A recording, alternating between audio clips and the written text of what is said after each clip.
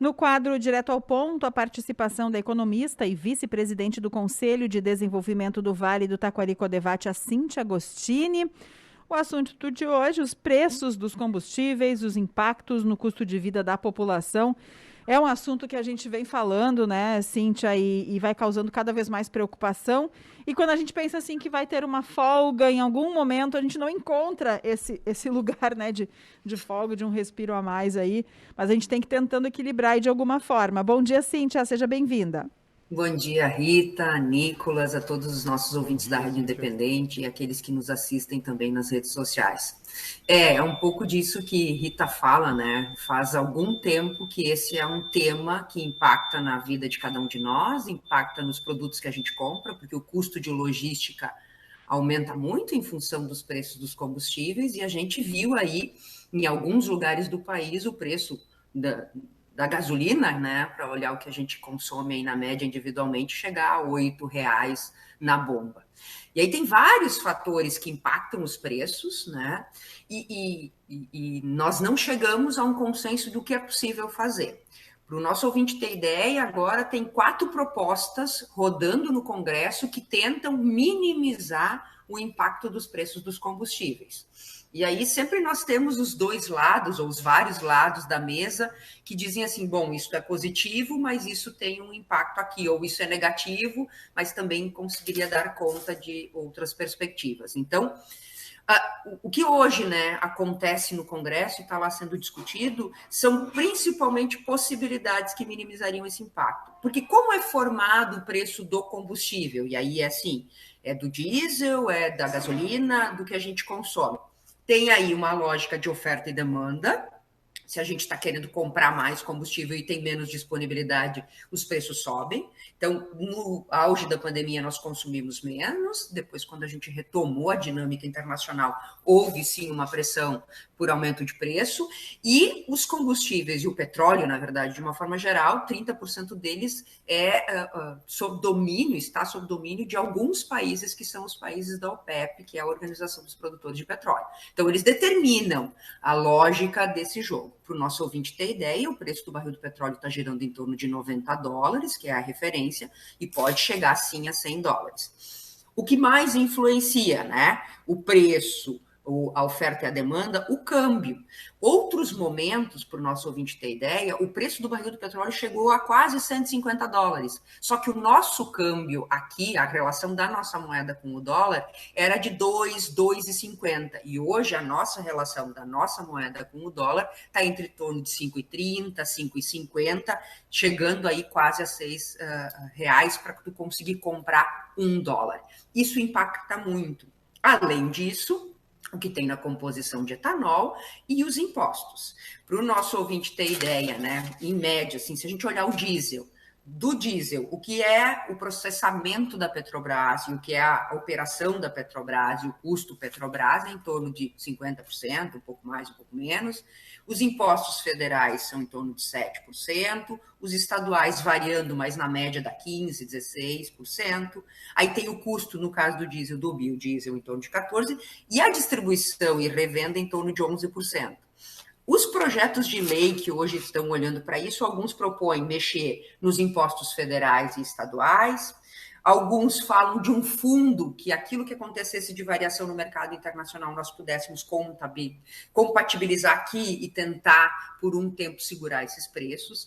Mas hoje a gente vive um cenário que é o cenário mais prejudicial, porque nós temos um preço internacional do petróleo alto e um câmbio desvalorizado, o que faz com que nós tenhamos preços tão elevados para o consumidor.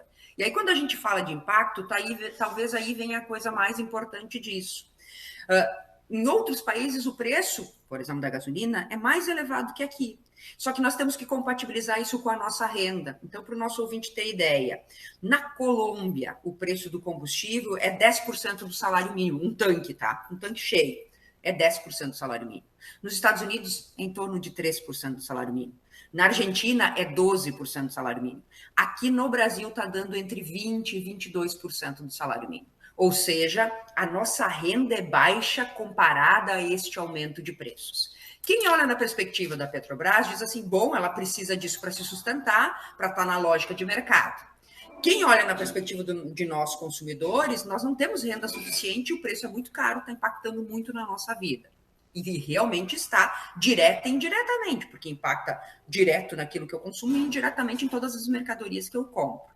Quem olha na perspectiva do governo federal abrir mão de receita de impostos diz assim, mas da onde eu vou tirar esse dinheiro? De novo, quem olha na perspectiva do consumidor diz assim, é necessário.